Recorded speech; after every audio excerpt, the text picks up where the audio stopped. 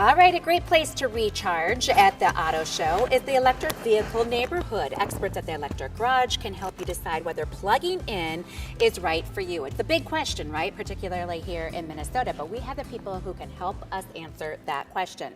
The first guest is Elisa Subzak. She is the Director of Clean Transportation Marketing at Xcel Energy. Good morning to you, Elisa. Thank you so much. Good morning. Good to see you. So what do you do in terms of helping people find that right electric vehicle? Right. So we have a website at ev.xcelenergy.com where they can go online, learn about driving electric, compare EVs to each other, as well as coming down here and test driving those EVs. And we have a program that helps them charge at home. So it's EV Accelerate at Home, and they can get a charger from us for about $17 a month. We send an electrician to install it. They program it to charge it overnight where they can pay less for that energy to charge it. That is fabulous. So that's what they just need to go to Xcel Energy and they can start getting hooked up quite literally. That's right. Okay, well thank you so much, Elisa. And obviously it's so important to be doing this given a lot of reasons. This is a person who may help us understand the importance. Paul Douglas, of course, the one and only. How are you? Carla, I'm great. It's great to be with you. Good to see Good morning. you. Good morning. All right, we have so many questions for you, but let's start with electric vehicles. You've been a driver of them for how many years? Almost a decade. Wow. And my wife thought I was nuts back in 2014. Why would you do that? And I go, well, they don't emit any emissions. Here I am talking about climate change. I should probably drive something that doesn't emit more CO2, more climate warming gases into the atmosphere. And the notion of saving money, it's just cheaper to drive an electric vehicle. Typical electric vehicle, 100 moving parts. Typical gas-powered vehicle, 10,000 moving parts. There's just less that can fail, less that you need to fix. So it feels like I'm driving for free. I know I'm not. I did the math. I'm also an Xcel Energy customer, and I charge late at night during the wee hours of the morning. I'm spending about a quarter as much as I did per mile to get around than what I was spending on gas-powered vehicles.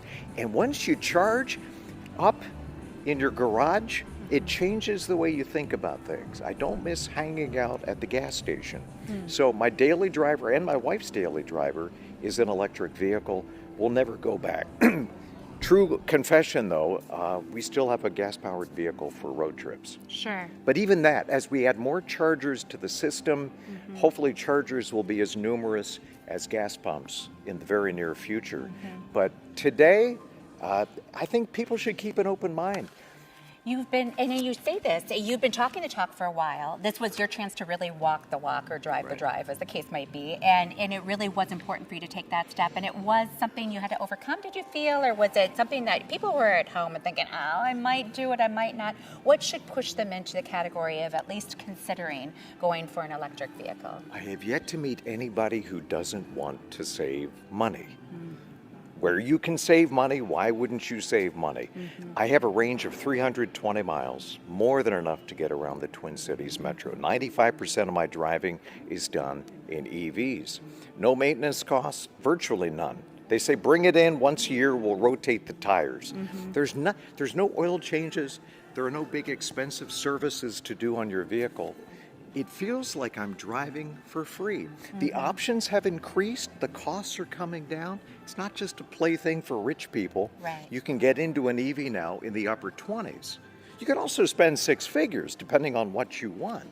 But a lot of options, and people should come to the Twin Cities Auto Show. Keep an open mind.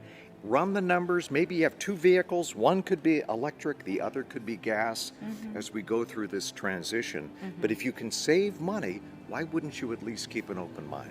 Good thought. All right, we want to keep talking to you, but we have more show to go. And thank you so much, Paul Douglas. Thanks, Carla. It was really important, that perspective. We'll have so much more coming from the Twin Cities Auto Show, but for now, I'm going to send it back to Belinda in the studio. How about that, Paul Douglas, Belinda? I know, it's always fun to see him. I had a chance to interview him last year. We both drive electric cars. What a good idea.